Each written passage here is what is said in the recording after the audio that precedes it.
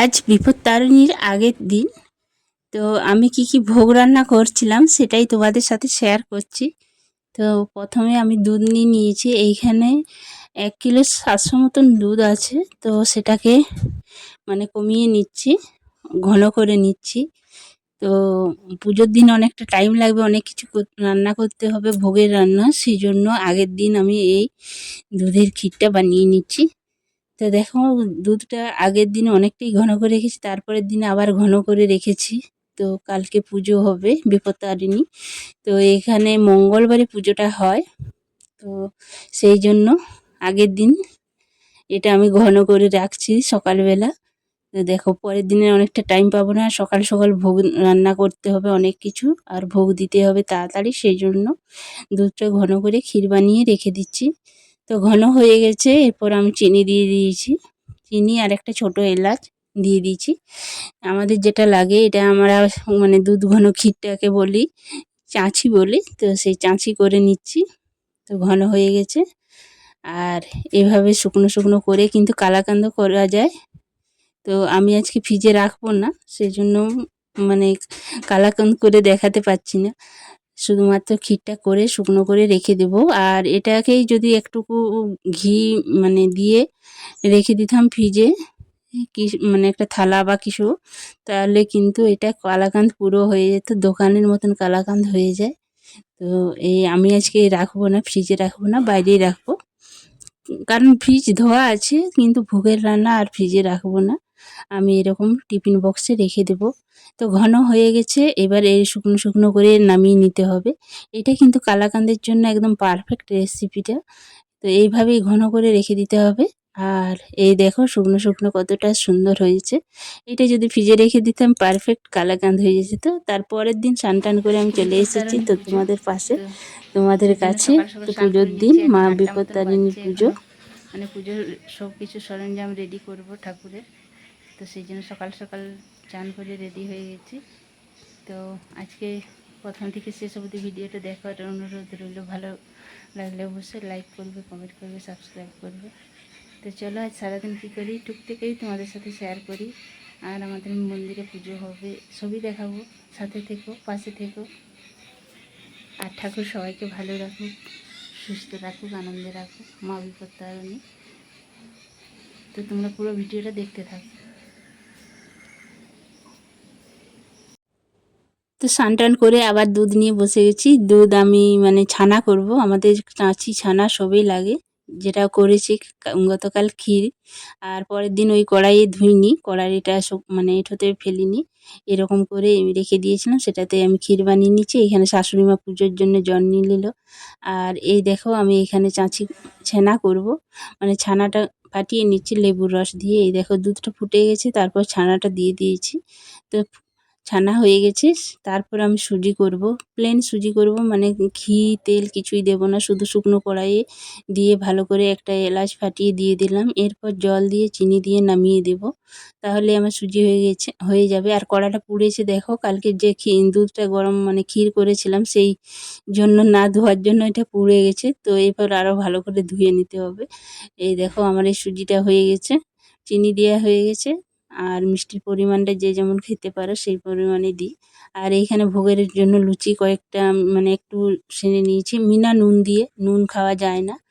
তো বিনা নুনের শুধুমাত্র ময়দা দিয়েছি, আর আটা দিয়ে তেল দিয়ে মেখেছি, নুন দিইনি। তারপর আবার কড়াইটা ধুয়ে ভালো করে পরিষ্কার করে আবার সুজি দিয়ে দিলাম।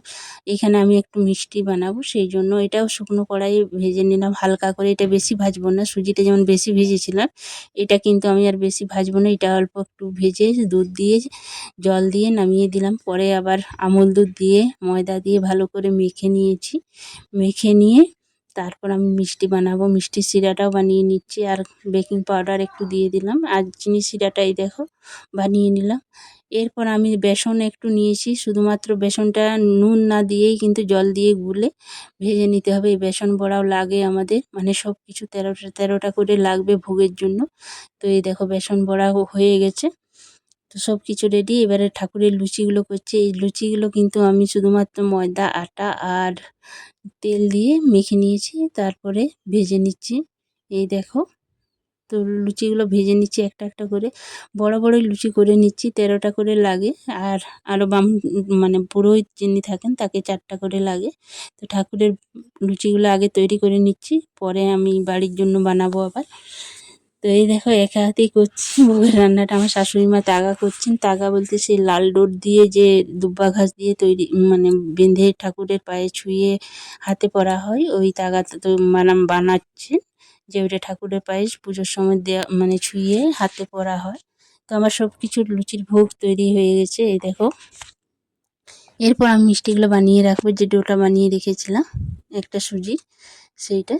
তারপরে মিষ্টিগুলো বানাবার সময় আমি এই দেখো আমার শাশুড়ি মা সব কিছু থালাতে, কাঁসার থালাতে রেডি করছেন সব কিছু ভোগ। 13 রকমের ফল লাগে, এই দেখো চাঁচি, ছেনা, সুজি, তারপরে লুচি, ঠাকুরের লুচি, বামুন ঠাকুরের লুচি, তারপরে সব 13 রকমের ফল সব কিছু সাজিয়ে নিচ্ছেন। এবারে পুরোহিত মশাই চলে এসেছেন পুজোর জন্য, সব কিছু রেডি করে নিচ্ছেন। ভোগ রান্না আমার হয়ে গেছে, এই দেখো সব কিছু রেডি। আর এখানে সব রকম 13 রকমের ফল আছে, সে সব ফল আর পানও লাগে, পান লাগে, তারপরে লং, এলাচ, সুপারি সবই থাকে, আনারস মানে ফল সব কিছু। আর ওই দেখো লাল দুধ দিয়ে তাগাটাও বানানো হয়ে গেছে, সব কিছু রেডি। এবারে মন্দিরে যাব। আর তো আমার শাশুড়ি মাই উপোস দিয়ে থাকেন, আমি ভোগ রান্না করে মানে মুড়ি খেয়ে নেব। তো এই দেখো ভোগ রান্না মিষ্টিগুলো শুধু বাকি আছে।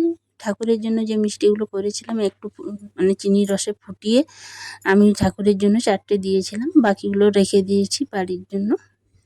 তো এই দেখো মিষ্টিগুলো হয়ে গেছে, রসে ফুটিয়ে আমি ঠাকুরের জন্য দিয়ে দিলাম। মানে এটা অনেকক্ষণ রাখতে হবে, কিন্তু যেহেতু দেরি হয়ে গেছে তার জন্য তাড়াতাড়ি করে ঠাকুরকে ফুটিয়ে দিয়ে দিলাম। তারপর আমি চানা মশলা রান্না করছি,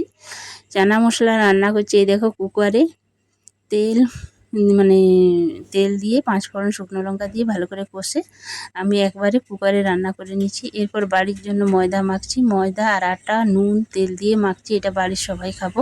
আমার শাশুড়ি মা ওই মিনা নুন দেওয়া লুচিগুলোই কিন্তু খাবেন, আজকে এই নুন দেওয়া লুচি খাবেন না। তো তারপরে লুচি তৈরি হয়ে গেছে বাড়ির, তারপরে চলে এসেছি মন্দির। ঠাকুর সবাই দেখে নাও, আমাদের মা বিপত্তারিণী ঠাকুর সবাইকে ভালো রাখুক, সুস্থ রাখুক, আনন্দে রাখুক, খুশিতে রাখুক, আশীর্বাদ করুক। মানে মা সবাইকে আশীর্বাদ করবেন, মা সবাইকে ভালো রাখবেন। তো পুজো হচ্ছে, যজ্ঞি হচ্ছে, এই দেখো মানে এইটা পুজো হওয়ার পরে যজ্ঞি করে নিয়ে কলা একটা দিয়ে, তারপরে এখানে কাঠ দিয়ে ঘি দিয়ে পোড়ানো হয়। এই যে ঠাকুর মশাই, পুরোহিত মশাই পুজো হচ্ছে এইখানে। তো এই দেখো পুজো যজ্ঞি চলছে, পুজো হয়েই এসছে। তো আরেকবার ঠাকুর দর্শন করে নাও আমাদের মন্দিরের। তারপরে দেখো এইদিকে হরি মন্দিরে কতগুলো বাচ্চা খেলছে, কত সুন্দর লাগছে, খুব ভালো লাগছে। তো সবাই সব এই মানে ছোট ছোট বাচ্চা, একদম কিউট কিউট বাচ্চা, সব খেলাধুলা করছে। ওরাও মন্দিরে পুজো দেখছে, একবার করে আসছে। আর এদিকে আমাদের যজ্ঞি এই দেখো হয়ে গেল পুজোর। তো এরপর সবাইকে শান্তি জল টিপ দিয়ে মানে ঠাকুর প্রণাম করে আশীর্বাদ নিলেই হয়ে যাবে পুজো। তো এই দেখো ঠাকুরমশাই এবার সবাইকে এই যে তাগা, যেটা লাল ডোর দিয়ে দুব্বা ঘাস দিয়ে বাঁধা, সেটা সবার হাতে বেঁধে দিচ্ছে। তো তারপর ঠাকুরের পায়ে ছুঁয়ে দিয়ে পুজো মানে হয়ে যাবে, তাহলেই পুজো হবে। তো সবার পুজো হয়ে গেছে, সবাই দেখো ভোগ প্রসাদ সব ঢাকা দেওয়া হয়ে গেছে। এরপর প্রণাম করে সবাই বাড়ি যাবে। এইখানে আমরা সবাই আছি, দেখো সবাই দাঁড়িয়ে পুজো দেখছি। আর তারপরে বাড়ি চলে এসেছি, এই যে আমার শাশুড়ি মা কী বলে তাগাটা পরিয়ে দিচ্ছে আমার বড় ছেলেকে। এই দেখো আমার শাশুড়ি মা যেতে পারেন না সেই জন্য। আর এখানে বাড়ির ঠাকুরও আমাদের দেখে না, এবার বাড়ির ঠাকুর সবাইকে আশীর্বাদ করুক।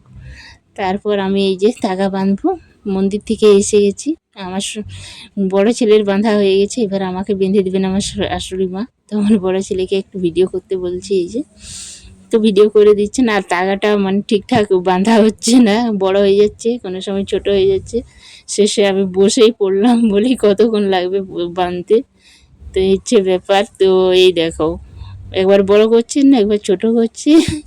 তারপর আমি বসে বসে তাগাটা বেঁধে নিলাম, আমার শাশুড়ি মাই টাগাটা বেঁধে দিল। এই দেখো একবার খুলছেন একবার বাঁধছেন, তার জন্য বসেই নিলাম। তো বসে তাগাটা বেঁধে নিচ্ছি। এই যে এটা ঠাকুরের পায়ে ছোঁয়ানো মানে তাগা। এই যে দুব্বা ঘাস দেওয়া আছে, তারপরে তাগাটা এইভাবে মানে তৈরি করে। আর 13টা গিট দেওয়া থাকে, 13টা গিট দেওয়া থাকে তাগাটায়। এই যে বেঁধে দিলাম। তো আমার ছেলে তখন থেকে মানে দেখছে আর বলছে কতক্ষণ লাগছে বাঁধতে, মানে একটা তাগা বাঁধতে এত টাইম লাগছে। তো পাচ্ছেন না, সেই হাসছিলাম আমরা। তো আমার মা বিপত্তারিণীর মানে ব্লগ ভিডিওটা কেমন লাগলো অবশ্যই একটি কমেন্ট করে জানাবে। আর নতুন বন্ধুরা লাইক কমেন্ট সাবস্ক্রাইব করো।